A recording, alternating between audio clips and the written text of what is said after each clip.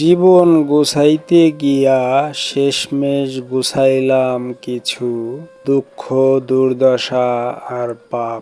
এই কথাটির গভীর হাকিকত আলোচনা করা হচ্ছে।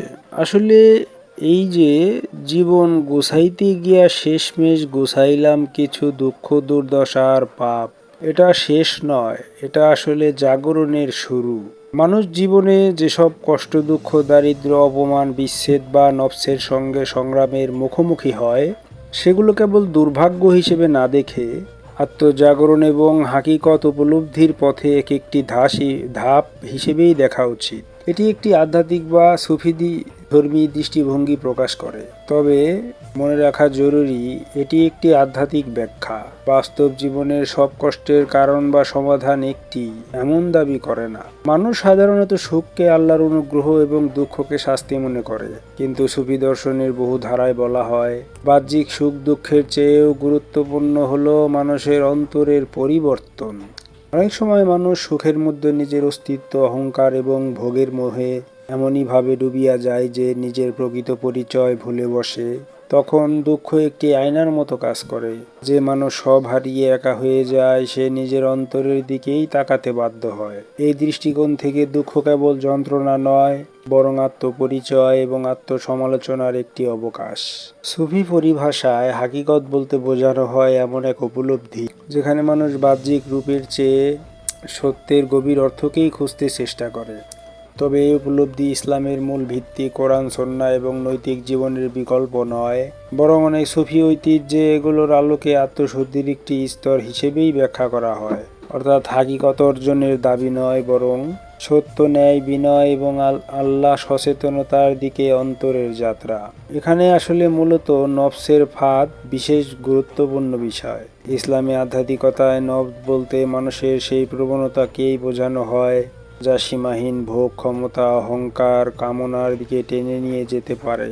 আর যখন মানুষ নিজের নফসকে নিয়ন্ত্রণ করতে পারে না, তখন সে বাহ্যিকভাবে সফল হলেও অন্তরে অস্থির থাকে। কিন্তু দুঃখ, ব্যর্থতা কিংবা অপমান অনেক সময় মানুষকে বিনয়ী করে। নিজের সীমাবদ্ধতা উপলব্ধি করা এবং জীবনের প্রকৃত মূল্যবোধের দিকে ফিরিয়ে আনে। মানুষ যখন আপনজন, সম্পদ বা পরিচিত নিরাপত্তা হারায়, তখন তার মধ্যে শূন্যতার অনুভূতি জন্মায়। এই শূন্যতা একদিকে মানসিক কষ্টের কারণ হতে পারে, অন্যদিকে আত্মজিজ্ঞাসারও সূচনা হতে পারে। অনেক আধ্যাত্মিক চিন্তাবিদ মনে করেন এই যে প্রশ্নগুলো, আমি কে, আমি কি চাই, আমার উদ্দেশ্য কি, এগুলোই জীবনের সংকটের মুহূর্তেই সবচাইতে তীব্রভাবে জেগে ওঠে। আসলে এই কথাটি মূলত শেষ নয়, মূলত এটা জাগরণের আহ্বানের শুরু। এই বক্তব্যের অর্থ হলো কোনো বিপর্যয়কে জীবনের চূড়ান্ত পরিণতি না ভেবে নতুন উপলব্ধির সূচনা হিসেবে দেখার আহ্বান। বাস্তব জীবনেও দেখা যায় অনেক মানুষ বড় কোনো ব্যর্থতা, অসুস্থতা বা ক্ষতির পর জীবনের অগ্রাধিকার নতুনভাবে নির্ধারণ করেন। তারা সম্পর্ক, নৈতিকতা, ইবাদত, মানব সেবা অথবা আত্মশুদ্ধির দিকে মনোযোগী হন। তবে এটিও সত্য যে সব মানুষ একইভাবে কষ্টের প্রতিক্রিয়া দেখায় না।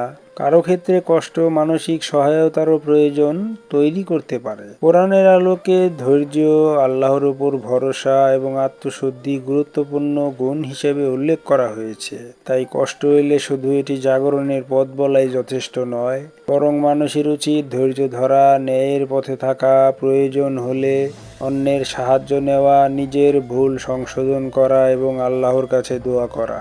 আধ্যাত্মিক উপলব্ধি কখনোই বাস্তব দায়িত্ব থেকে বিচ্ছিন্ন নয়। আসলে পরিশেষে মূল কথাটি হচ্ছে, জীবনের প্রতিটি দুঃখ, দুর্দশা বা পাপে পতনের অভিজ্ঞতা মানুষকে ভেঙেও দিতে পারে, আর সচেতনও করতে পারে। এই কষ্ট যদি আত্মসমালোচনা, নৈতিক পরিবর্তন, আল্লাহ সচেতনতা এবং মানসিকতার দিকে মানুষকে এগিয়ে নেয়, তবে সেটি তার জন্য জাগরণের সূচনা হতে পারে।